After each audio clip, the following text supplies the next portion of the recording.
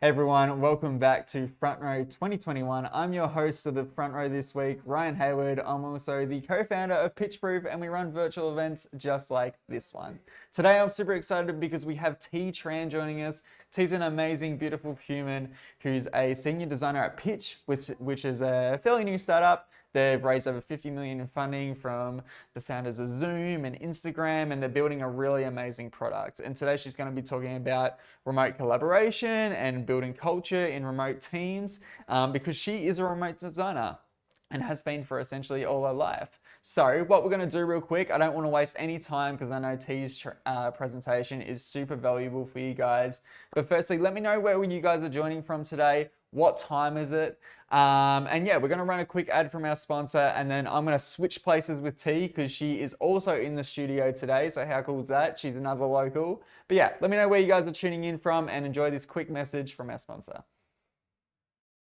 Creative business, you know you need to manage projects, send invoices, and even deal with clients. It can be a lot of work. That's where Milestone Pay has your back. Proposals, contracts, invoices, the list goes on. Everything you need, Milestone Pay has you covered. Milestone Pay essentially removes the need for a full-time project manager, which means more money in your pocket. So, you're ready to get your invoices paid on time? Head to milestonepay.com and sign up for your free account today. Less hassle, more hustle, the way we like it.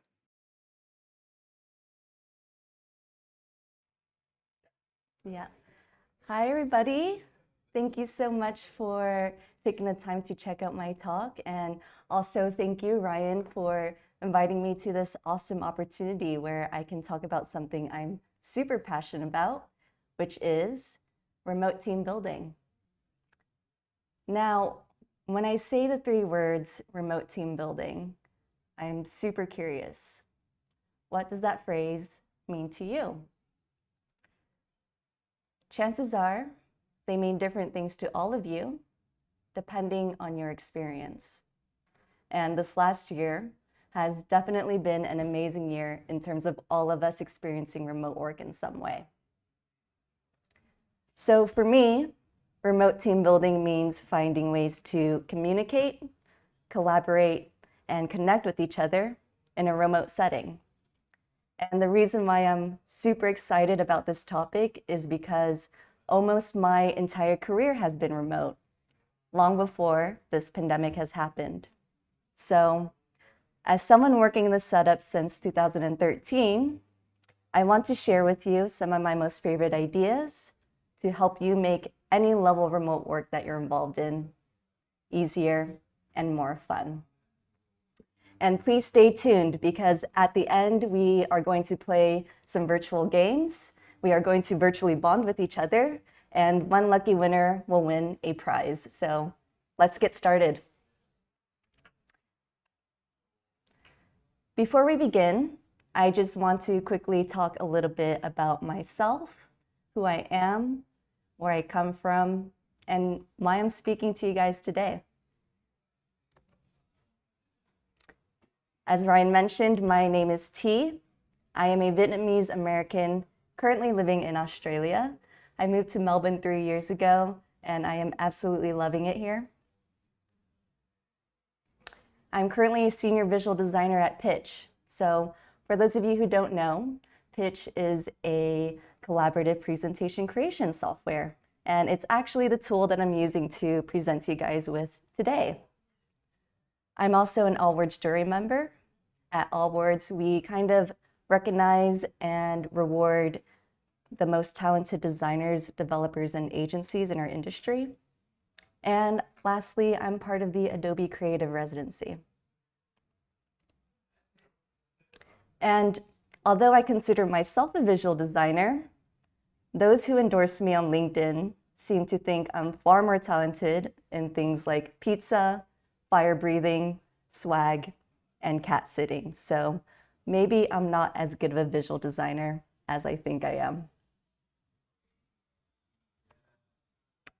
And the very last bit about me is that I have worked, volunteered, and traveled across at least 45 countries. If you have a look on the map of the journey of how I got to where I am today, you can see that all the dots in orange are the places that I lived. So I spent my first 23 years in California. That's why I have this American accent. I then worked for 5.5 years in Germany and the Netherlands before I moved to Australia, where I am now, where I've been living for 3 years. The places in green are where I volunteered. Some of my most favorite volunteer experiences are working on a farm community in the UK, teaching English in Kyrgyzstan, and doing earthquake relief in Nepal. And the dots in blue, these are the places I've been lucky enough to visit.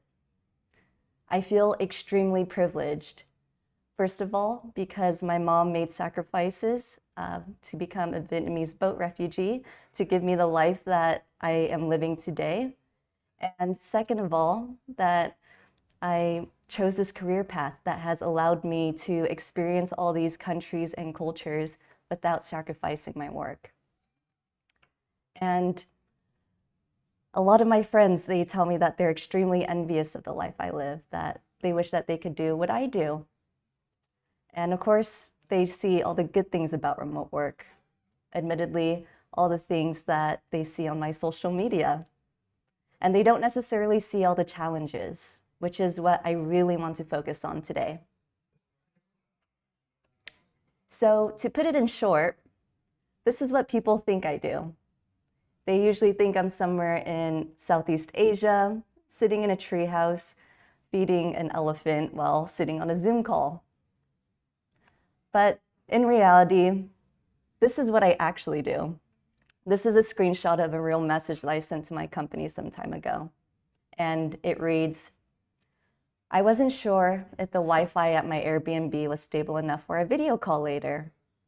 So I spent the morning running around and asking random Croatian families if I can pay to use their Wi-Fi. Hashtag not creepy. Let's talk a little bit about virtual teams. So when I'm talking about a virtual team, what am I referring to? I am usually referring to a group of individuals who work together from various geographic locations and rely on technology such as video conferencing, audio messaging, or instant messaging to collaborate. Now, there are a few different scenarios in which remote work exists, and while I'm explaining them, I would love for you to have a think about which ones you have found yourself in. The first situation is hybrid remote. So this is when part of the company is in an office and the other part is remote. Scenarios in which this exists are maybe you work in an office in Germany and you guys start hiring people from around the world, and so you have remote coworkers. The second situation is fully remote. This is sometimes referred to all remote or true remote. So in this scenario, communication is asynchronous because there are so many people working in different time zones. And when these type of companies are hiring, your location is usually not a restriction. There are a few companies that are doing this right now, and that is Buffer and Envision. Or you might find yourself in the third situation, which is you may be a freelancer. So say you are working and people from around the world have seen your work and they want to work with you. So all of a sudden you're communicating across time zones and now have a remote relationship. Now, before I jumped into these three situations, I asked if you have seen yourself in any of them. And if you haven't, then I think you may definitely relate to the fourth situation, which is there's currently a global pandemic, and whether that means you work in geographically diverse locations or not, most people are working from home in some way, and thus remote anyway. So unless you're an essential worker, I think a lot of us have experienced remote work, whether that means you're a freelancer, you were already working remote, or you were working in a traditional office space and the pandemic has forced you to work remotely. And since we've all spent some time working remote, I think we can agree that there are definitely some benefits to it. Some of my personal favorite benefits of remote work are that there's no transport time, so I get to avoid the busy 9 to 5 hours. Flexibility, I book doctors and therapy appointments in the middle of the day and it's totally fine. Diversity, now that we can collaborate and hire from all around the world, we are being exposed to different perspectives and ideas because everybody has a different upbringing and experience, and I think that's really important. Inclusion, those who identify as physically or mentally disabled have reported saying that they can contribute to the workspace, which is really awesome. And lastly, my personal favorite is that I never miss packages anymore. On the flip side, we have challenges of remote work, and this is what I really want to focus on. And again, I would love for you to have a think to yourself if you're experiencing any of these challenges with remote work. The first is that team communication feels fragmented. So it may be harder to figure out what's going on. In the traditional office space, we had the luxury of having water cooler chats or tapping someone on the shoulder and asking them, "Hey, how are you? What are you working on today?" And through these organic conversations, we are able to get insights or kind of status reports about what's going on the projects or with your coworkers. But we don't really have that with remote work. There could be this lack of clarity or direction, which can lead to confusion or focusing on unimportant tasks, which in turn leads to less productive workflow. A second challenge I have heard is that there's restricted team bonding. So a few of my friends who transitioned into remote, they have asked me, how do you welcome new coworkers now that you can't have welcome lunches? Or how do you bond with coworkers now that we can't hang out after work? And this lack of empathy or personal connection can be really tough, especially if you're joining a new company fully remote and you don't have the luxury of asking those around you for help or guidance. A third challenge, managing at-home distractions. So you may be experiencing a little bit more midday naps than usual, or maybe you get distracted easily and while you're working, you turn around and see some dirty dishes, so you start cleaning dishes, and then maybe you start doing a load of laundry and cleaning your room, and a few hours go by. Or if you're a parent, I know this time can be particularly tough for you. Not only are you transitioning into a new working environment, but you're also juggling being a full-time caregiver. And this is really tough. Number 4, which not all of us may be experiencing, is loneliness. For me, I am a massive introvert, so maybe this is why I have been working remote for so long. But I do know that I have a lot of friends that are extroverts, and they really need that face-to-face interaction or that physical working space to really focus on tasks, to feel motivated to do their work.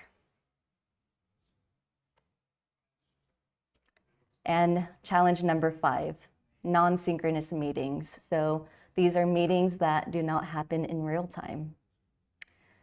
Pretend that you're working in America with somebody in Europe. There are just a few hours of overlap that you have.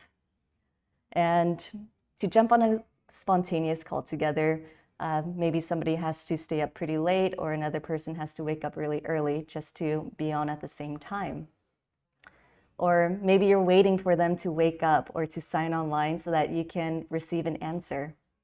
This can be really frustrating if you need sign-off or insight from this person to continue with your task.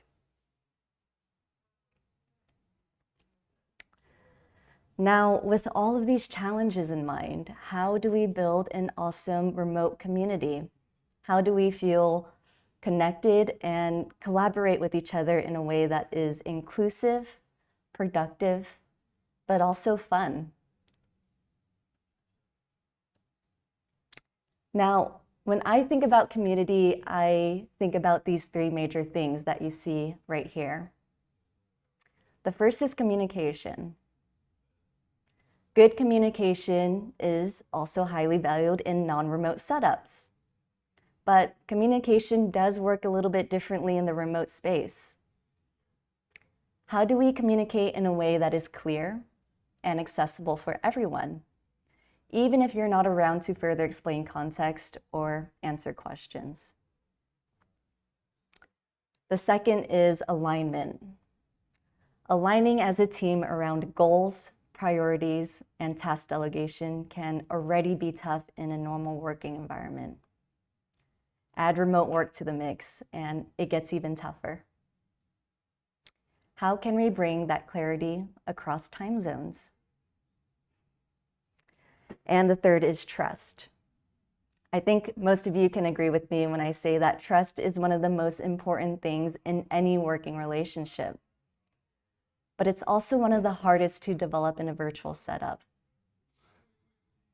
Some all-remote companies planned annual meetups so that everybody can meet in one place and work and bond with each other in the same time zone.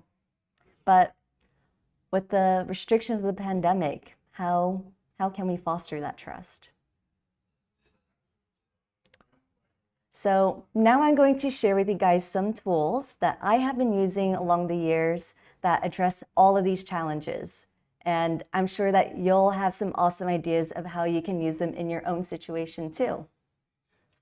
As you see here, I came up with these three different topics, so I categorized these tools into these three categories. Let's get started. So the first one is communication. Basically, my golden rule for communication is to communicate well and document everything that is important.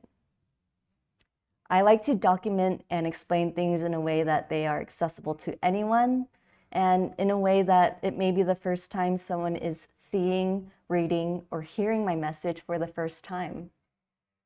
What are some tools that I use to do this? The first is Loom, which I absolutely love.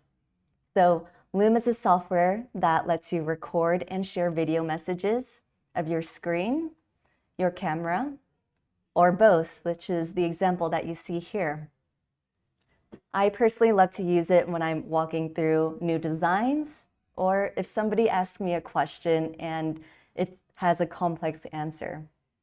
It's awesome because it really gives me that visual aid to really explain my thoughts, and opposed to sending a really long email or 5-paragraph long Slack, it doesn't leave room for ambiguity.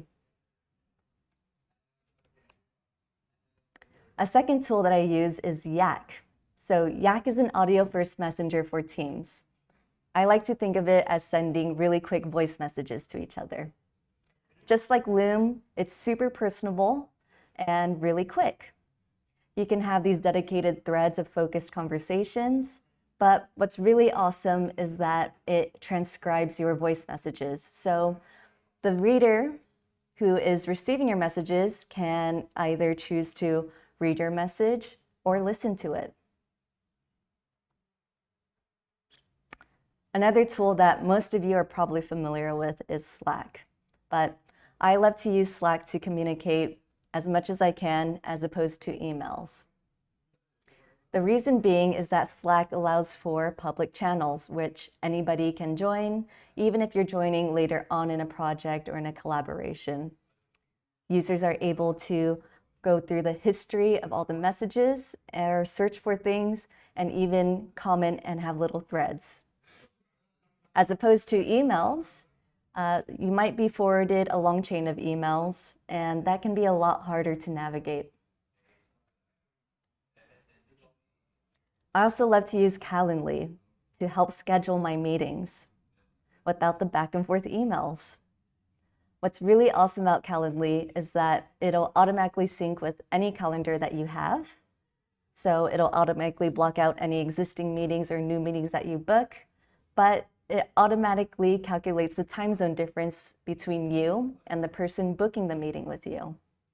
This saves you a lot of headaches and time trying to calculate the difference.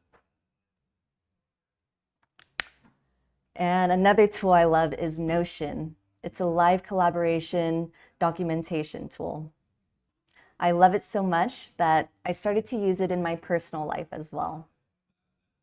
It's really great for companies in a way that it is the source of all truth. And as long as it's accessible to everybody, everybody will always have up-to-date information.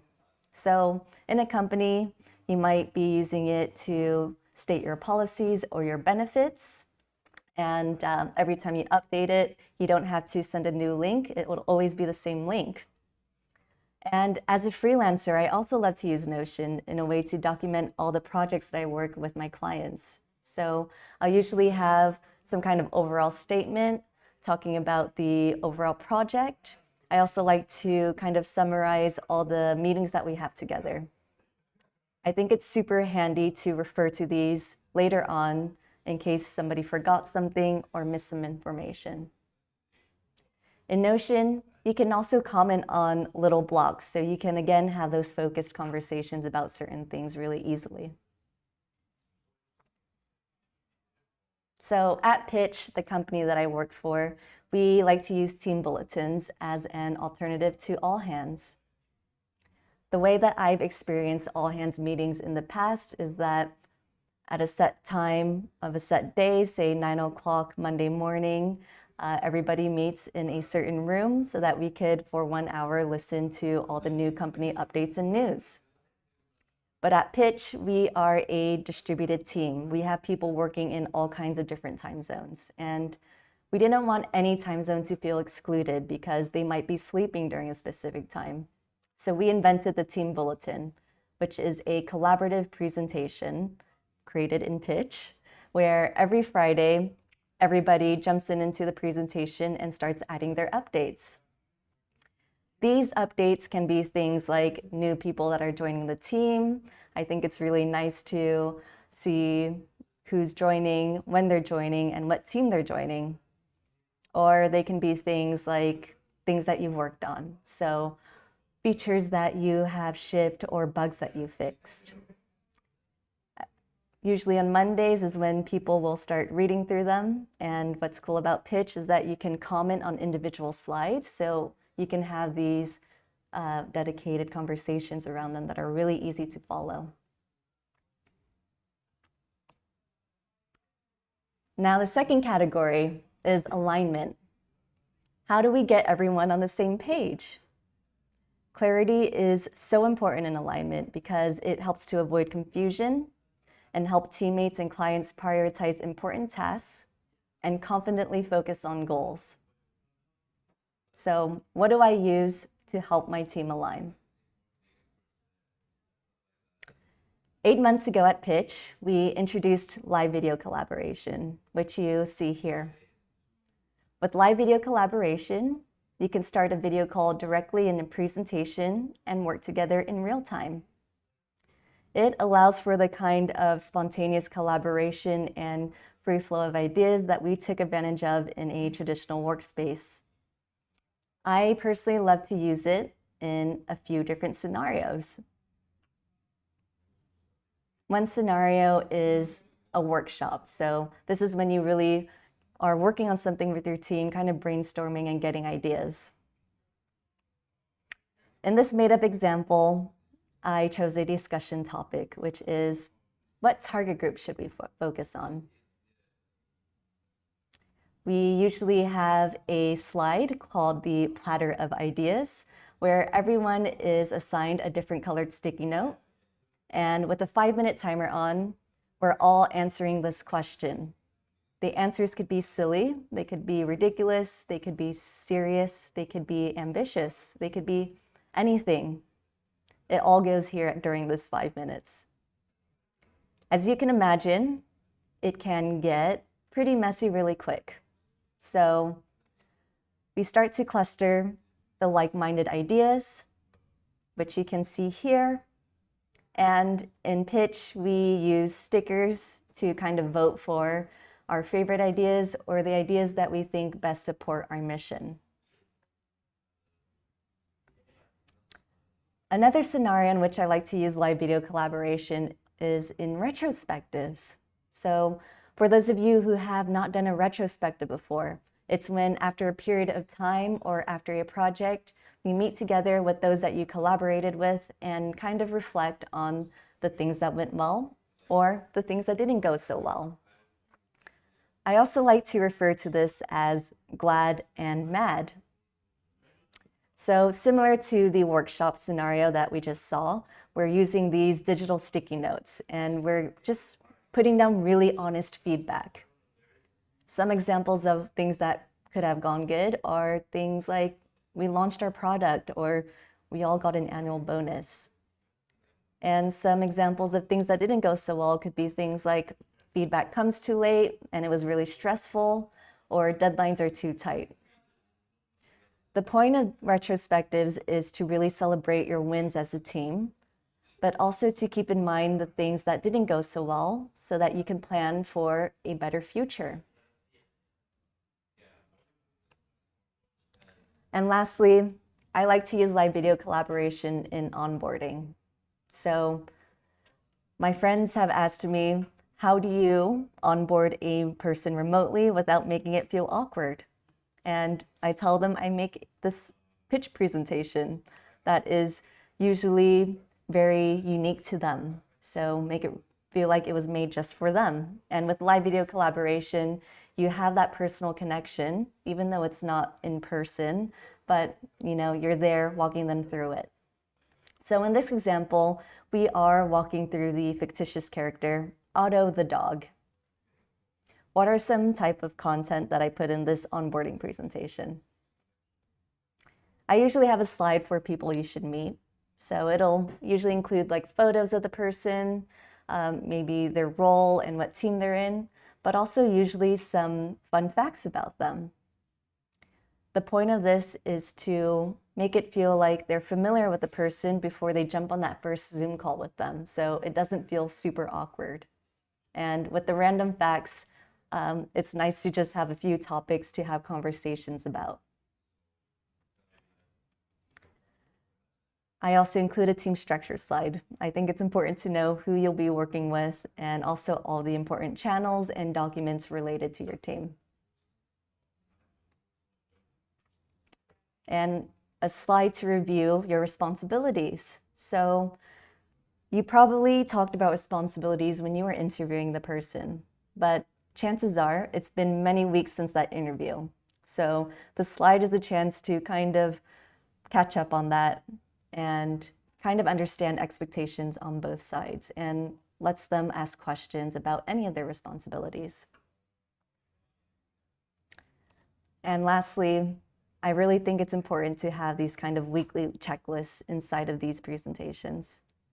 The reason for this is because having these topics or little mini quests is really handy for them to guide them through their first weeks at work when you're not physically there to guide them.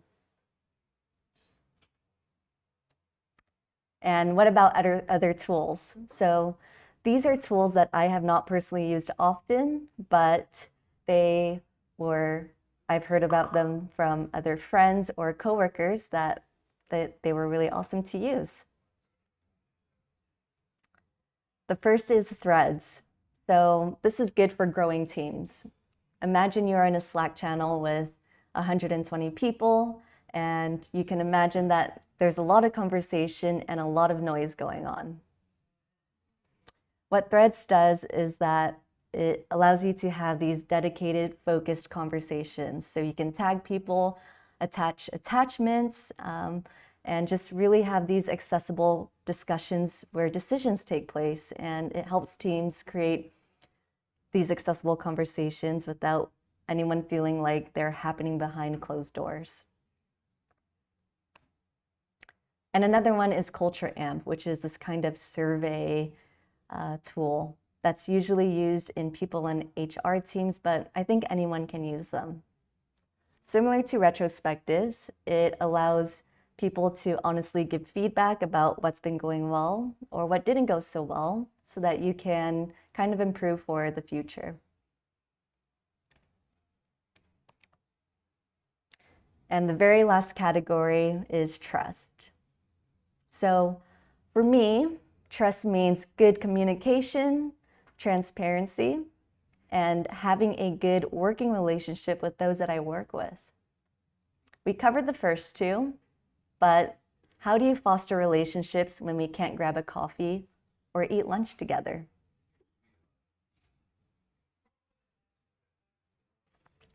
One idea is to record your own employee intros.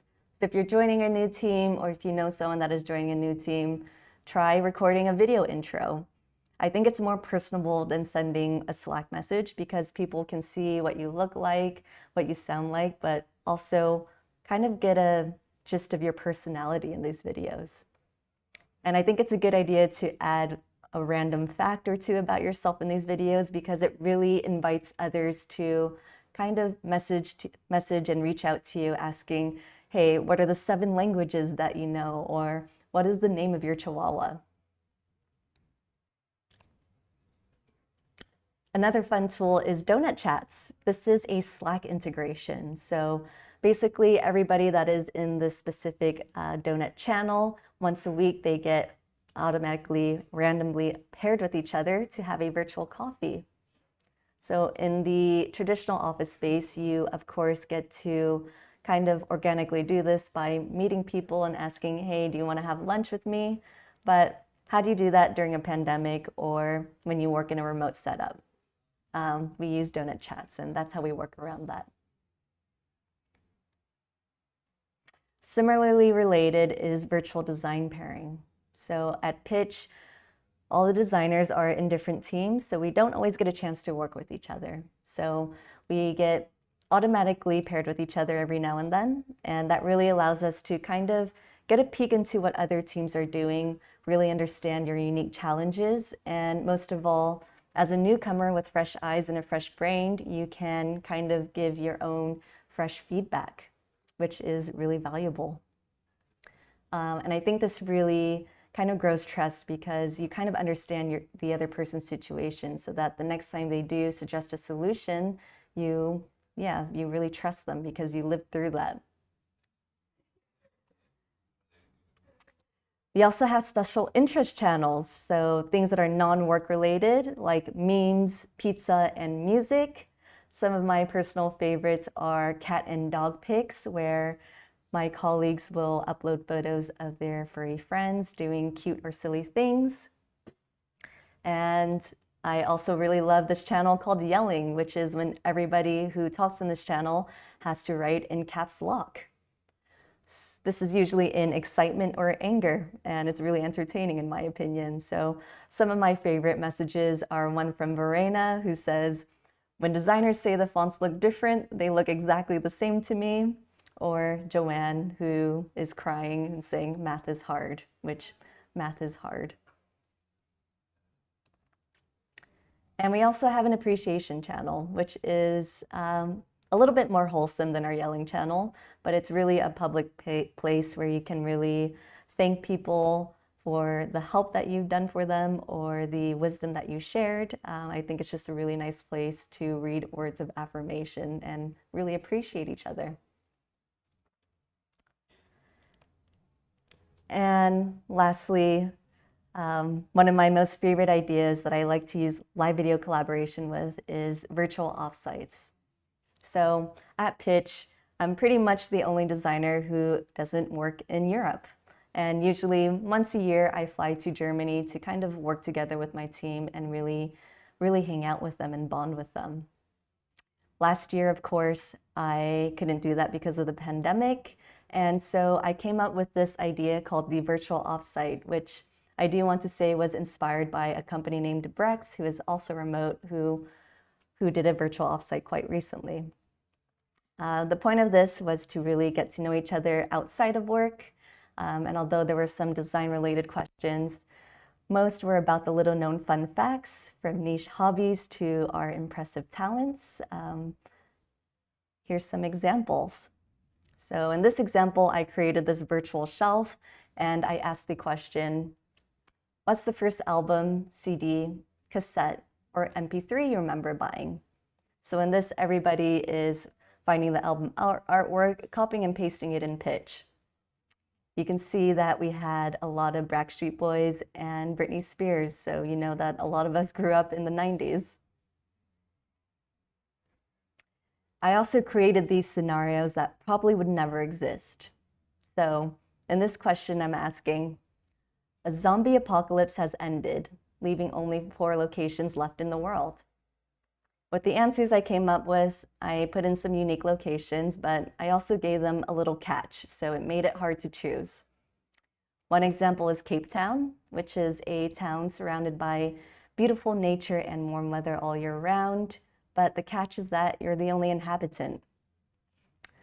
Another example is Giethoorn, which is a Dutch village in the Netherlands. It doesn't have any roads and is entirely built on tiny islands and connected by canals. But the catch is you don't own a boat, nor can you swim.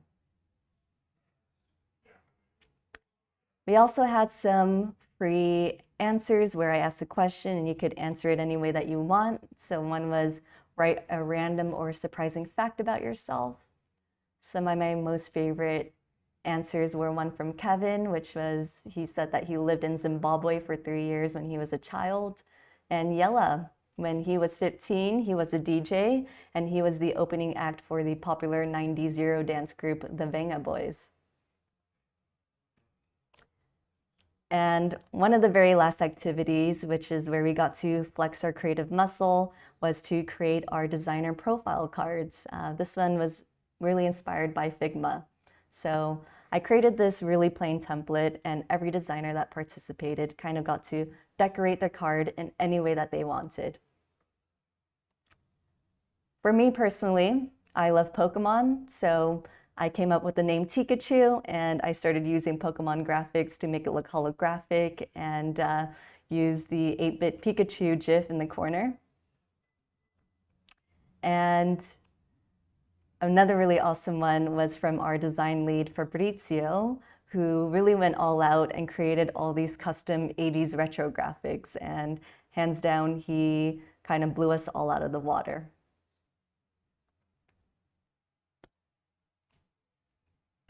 What about other bonding ideas?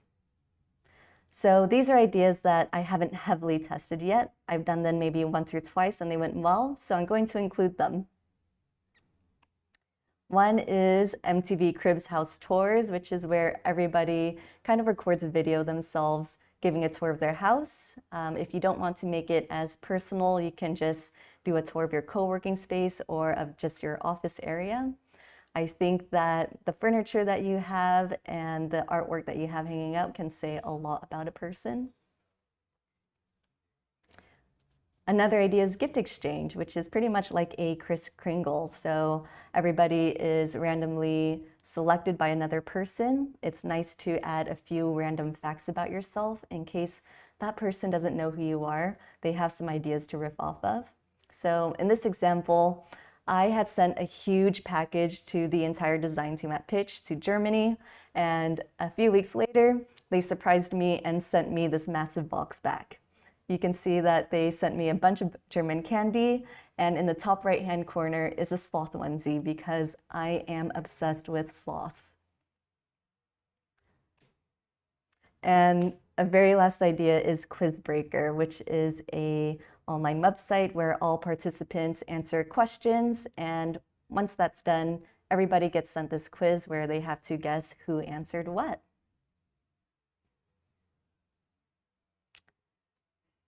So those are some of my most favorite ideas. I really hope that you guys learned something today. Please let me know in the chat if you found any of them interesting or if you're thinking about trying some of them out. But also, most importantly, please let me know if you have some remote team bonding ideas yourself, because I'm always open to learning more and trying out new things. If you want to stay in touch with me personally, you can go to my website, tran.com. There you could check out my personal work. add me on LinkedIn. Just type in Tran or type in the URL linkedin.com/in/tzilla. If you connect with me on LinkedIn, please endorse me for fire breathing and cat sitting. I would highly appreciate it. And if you want to add me on Instagram, to be honest, I'm not really on social media anymore. But if you want that one update a year, at ttran.com_ for more of my visual explorations and 3D work, some of my 3D work, which you saw in this presentation, or for my personal photography, tzilla1. If you want to learn more about Pitch, the company I work for, and the presentation tool that I use to create this presentation today, Pitch is a free forever software. We do have Pitch Pro accounts for those who want more advanced features, such as version history or advanced data analytics. But definitely visit pitch.com/templates. We offer awesome free templates like you see here. All the examples in which I use live video collaboration throughout this talk, such as workshops and virtual offsites, I have created all of those into templates so that anybody can use them immediately starting today. Follow us on Instagram, PitchHQ, or follow us on Twitter, twitter.com/pitch. So that's the end of it. Before we go into the game, where we have two different games, one will be like a pop quiz and the other will be a guess who kind of thing. Again, one winner will be chosen and the winner will win 1 year free of Pitch Pro if you're a freelancer, or $500 in pitch credit if you work at an organization. But before we get into that, I just wanted to quickly see if there was any questions about remote work that anybody has. I'm checking the chat now, so if there's any questions, let me know.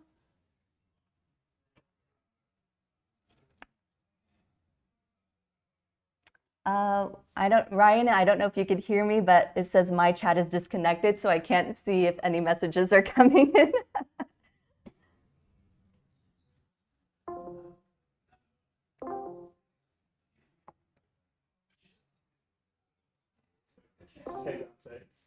I'm sorry?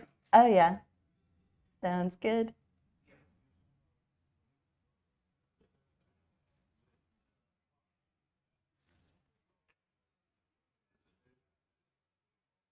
Yeah, so I'm just reading some of the comments now. Yeah, Notion, there's a few Notion fans. Somebody hasn't heard of Yak before. So Yak is a fairly new audio tool. I didn't hear about them until a couple months ago, but definitely check them out. Let's see, there's a few different remote teams on here.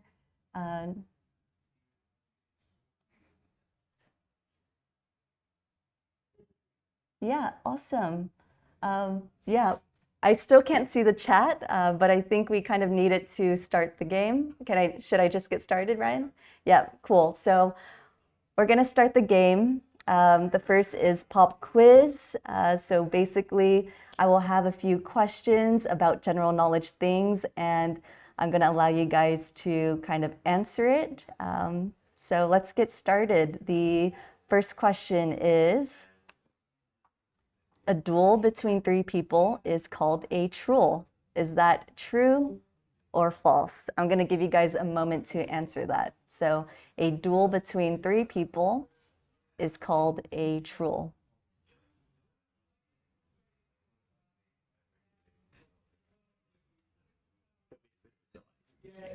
Yeah, no worries. So the answer is true. This is an actual word. It exists in the dictionary. So now you can add it to your vocabulary in the future. The second question we have coming up is, the ability to play what instrument was once a requirement to be a teacher in North Korea? Super random question. Is the answer A, an accordion, B, zither, C, a flute, or D, a harp? Again, the question is, the ability to play what instrument was once a requirement to be a teacher in North Korea?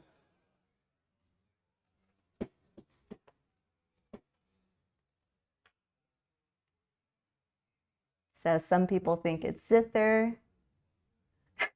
Somebody says zither. I don't even know what that is. Somebody came up with their own answer, which is piano. But the answer is actually an accordion, which I don't think anybody guessed. So yeah, really shocking. The accordion was once considered, quote unquote, the people's instrument because of how portable it was.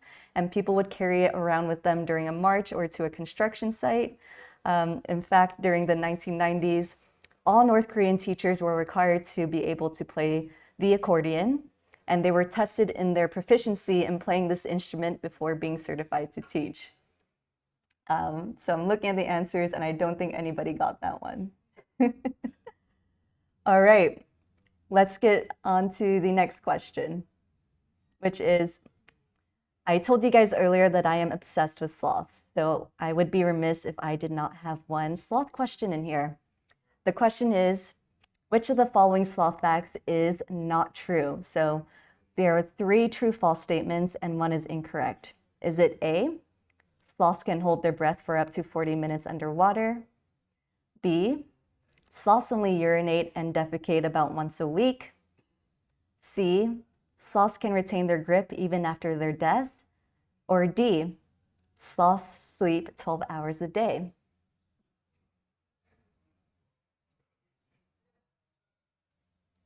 I'll give you guys a moment to think about it and answer. So a few people think it's A, sloths can hold their breath for up to 40 minutes underwater. That is a really long time. Another one said B, sloths only urinate and defecate once a week. All right, let's see the answer. The answer is D. D is not true, which Diana Tan and Sony Thakur got correct. Contrary to what many think, sloths sleep an average of 10 hours a day. 12 is a little bit too much. And to address the shocking fact of A about sloths can hold their breath for up to 40 minutes underwater, that is actually a true fact. Sloths are excellent swimmers. They are absolutely prolific swimmers. They can swim up to 3 times faster in water than they can crawl on land. Because they have the ability to really slow down their breath rate, they are able to hold their breaths for up to 40 minutes underwater. Check out this amazing GIF of this majestic sloth swimming. Now tell me that this is not the most beautiful thing that you have not seen today. If you want to learn more about sloths, I would highly suggest watching the National Geographic segment about sloths. Now, the next question is one for designers, which I think is all of you. In what year did Adobe Photoshop release? Is it A, did it release in 1995? B, 2001? C, 1990? Or is it D, 1988? In what year did Adobe Photoshop release?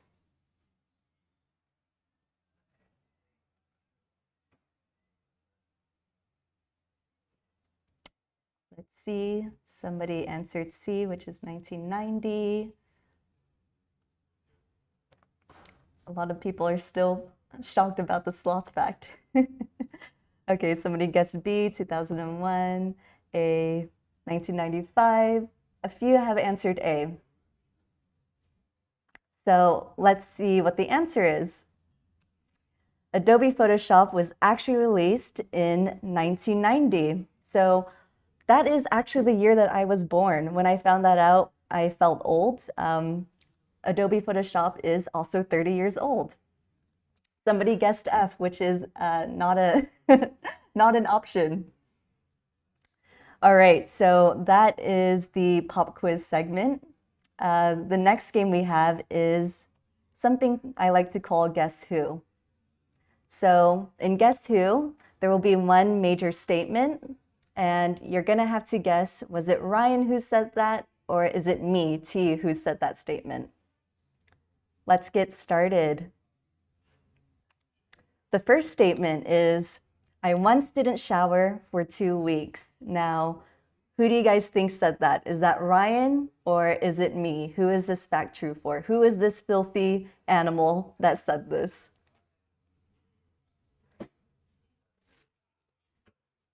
I'll give you guys a moment to answer.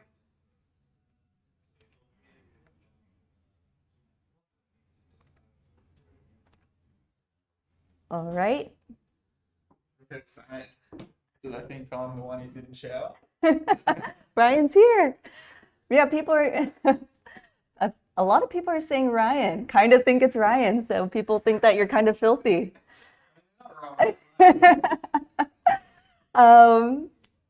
And the answer is me. Somebody said LML at filthy animals. Sorry, Ryan. And somebody said Papini. I hope I'm saying your name right. T because of volunteering. That is absolutely true. So while I was in Kyrgyzstan, I was in a village that had not always had enough resources. So once every 2 weeks, we would go to this public bathing area to kind of shower. So nice job for people who voted me. The next one we have, I once backed my car into a basketball pole. So guess who said this? Is it Ryan or is it me?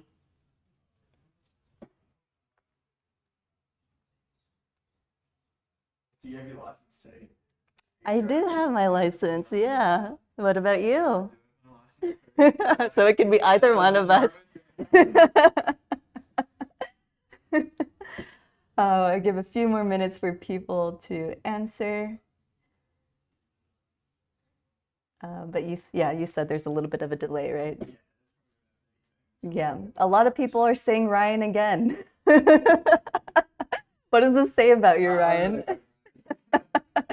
All right, so somebody said both maybe. All right, so the answer is Ryan. Ryan, do you want to talk a little bit about your story about this? Pole the other day. Mind you, there was a blind spot and it was just my mirror. But it wasn't too bad, but I still did it, so I'll take the fall. So it was Ryan, guys. A few people named me, but yeah. All right, we're gonna go on to the next statement, which is, I love to eat bread. This is super random. So I love to eat bread. Is it Ryan or is it T? Somebody asked if you could get closer because they can't hear you. Come on. They can't hear you. Yeah. Let's crouch here. So who do you guys think loves to eat bread? Do you have a favorite food? I do have a favorite food, and it may or may not be bread. What about you? I don't know what my favorite food would be. Bread wouldn't be my favorite, so I can't say that. We got a few people saying tea. I guess I look like a massive bread eater. This could be either of you, but a lot of people are saying tea. I give a few more moments. Probably the majority's on you here. Yeah. Somebody says I would go for Ryan. Ryan, me. Maybe. All right, the answer is Ryan.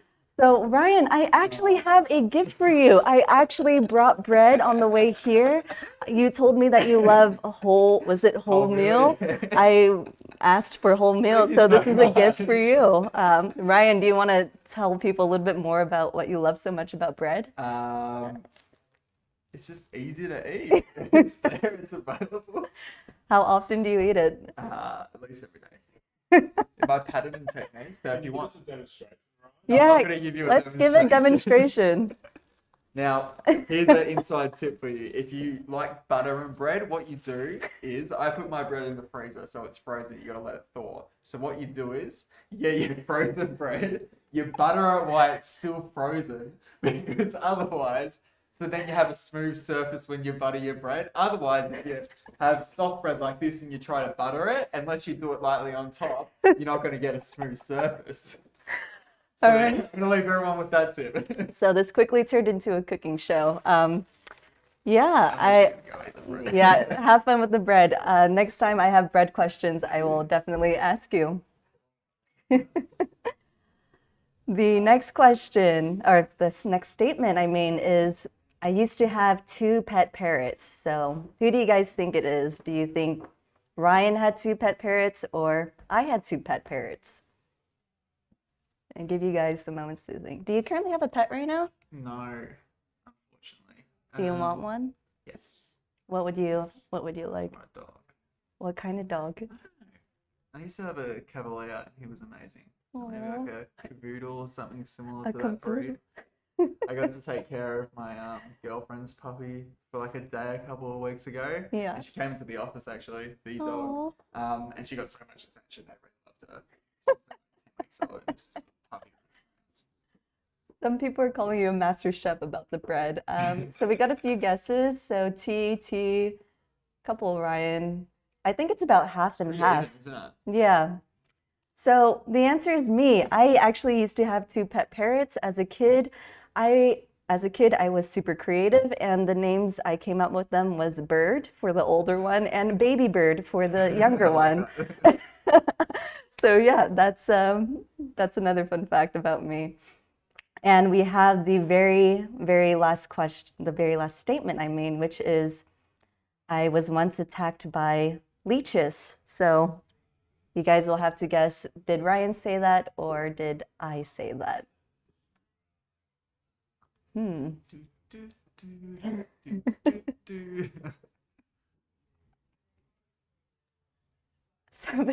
Ryan seems like a normal pets kind of guy. I don't know if that's a compliment or that. Find a rat or a snake. I guarantee you that. All right, so a few people are guessing T. A few more guessing T. Yeah, I think this one's pretty obvious. But one did say Ryan. Oh God. I feel bad for whoever said that. So the answer is actually me. So I was hiking in the Himalayan mountains, and yeah, I just started feeling this excruciating pain out of nowhere, and I just started ripping off my shoes and socks, and I saw these tiny little leeches on me. And what I did was start ripping them off, which I now know is the last thing that you should be doing. So if you ever find yourself in this situation, you're supposed to take a lighter, put a fire on it, and they'll just like naturally come off on their own, apparently pretty painlessly. So that's it, guys. That's the end of the game show. But yeah, for the random winner, we're just going to pick one, and we're gonna go with Papini Design. So I'm not sure how we should do this. Will they have? So Papini, if you want to message me in Discord, I'll try to follow up with you too. But if you want to send me a message in the Discord server to claim your prize what's the prize again? The prize is 1 year free of Pitch Pro if you're a freelancer, or $500 in pitch credit if you work in an organization. Nice. Awesome. So yeah, just send me a Discord message and we'll hook you up. Cool. Awesome. T, thanks so much for joining us. Yeah, thanks for having me. Blast. We're going to run to a quick advert for 60 seconds before we finish up. But is there anything else you want someone to know about you? No. Yeah, I think the most important thing is that I love sloths. Please watch more sloth videos and spread the sloth gospel. But that's it for me, guys. Awesome. Thanks, guys. We'll run to an ad. See ya. Bye. Told to narrow down our niche, to empathize with our customer pain points, and to charge more money because apparently we're worth more money. But that can be incredibly difficult if we haven't taken the time to understand who we truly are and what makes us tick. When we have a clear sense of identity and know what we stand for, we begin appreciating what makes us different, instead of feeling like we need to be someone different. Over the last 20 years, I've had the privilege to build creative agencies and grow beautiful communities, but nothing is more satisfying than transforming young creators into elite, joyful professionals. The Framework Cohort is a mentoring program designed to give you the room to breathe again, to drop all the FOMO and recalibrate so you can find your true north alongside other creators from all around the world. If this sounds like something you need, come join the next cohort. I'm looking forward to giving you a bit of a shake-up.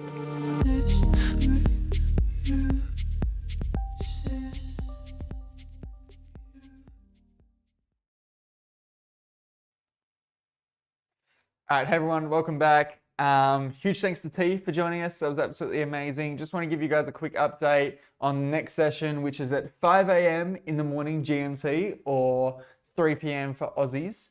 And yeah, we're doing an Aussie panel. We've got some Aussie designers coming on board, like Dane Walker, Jeremy Mura, G'day Frank, a bunch of awesome people. We're just going to hang out for an hour or so, answer some questions, kick back, maybe cook a few snags on the barbie, and yeah, just have a bit of fun.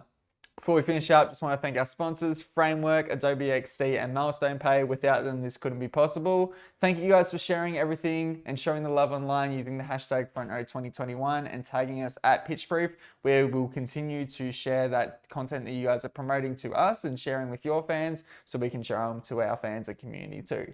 Apart from that, we'll see you guys at 3 p.m. for the Aussie panel. Until then, have a good one.